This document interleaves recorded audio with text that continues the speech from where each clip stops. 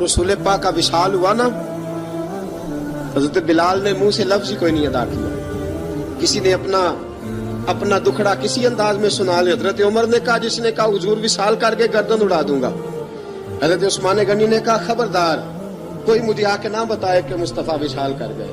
حضرت علی المرتضیٰ رضی اللہ تعالیٰ عنہ نے فرمایا، نہ بھائی میرے مصطفیٰ پر تو موت آتی ہی نہیں جس طرح آپ لوگوں پہ. سب لوگوں نے اپنے اپنے اظہار کر لیے نا، بلال نے کسی کو دکھ بتایا ہی نہیں. ایک کونے میں بیٹھ کے نا حضرت بلال اکیلے آنسو بہاتے رہے، کسی کو بتایا ہی نہیں، اکیلے روئے. ایک شخص کہنے لگا، یار بلال بولتا نہیں. کہا نہ بلاؤ اسے. عصر کی نماز کا وقت ہوا نا تو وہ بلال جو کعبے کی چھت پہ بغیر سیڑھیوں کے چڑھ گیا تھا، وہ بلال جو کعبے کی چھت پہ بغیر کسی سہارے کے چڑھ گیا تھا، اس بلال کو کہا کہ بلال چڑھ ذرا، آذان پڑھ، مسجد کی چھت پہ چڑھ جا. حضرت بلال کئی بار چڑھے اور کئی بار گرے، کئی بار چڑھے اور کئی بار گرے. حضرت بلال حبشی رضی اللہ تعالیٰ نے آواز دی، کہا سلمان میری مدد کرنا، میری مدد کرنا. اب مجھ سے چڑھا نہیں جاتا، اب مجھ سے جایا نہیں جاتا. جناب سلمان فارسی نے بھی سوال نہیں پوچھا کہ بلال تو بیمار ہے، یہ نہیں پوچھا. حضرت بلال کو دو چار صحابہ نے اٹھایا، چھت پہ پہنچایا.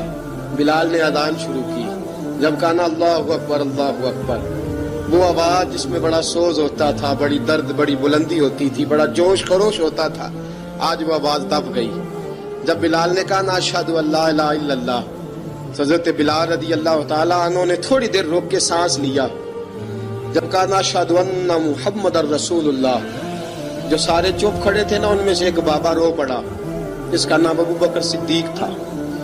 جب حضرت ابو بکر صدیق کی آنکھ میں آنسو آیا تو حضرت بلال چھت کے اوپر زمین پہ گرے، زمین پہ گرے اور کہا ابو بکر یہ ڈیوٹی کسی اور کی لگا دے، یہ ڈیوٹی کسی اور کی لگا دے، اب میری روح اجازت نہیں دیتی، مصطفیٰ کریم کے بعد مجھ سے اذان نہیں پڑھی جائے گی.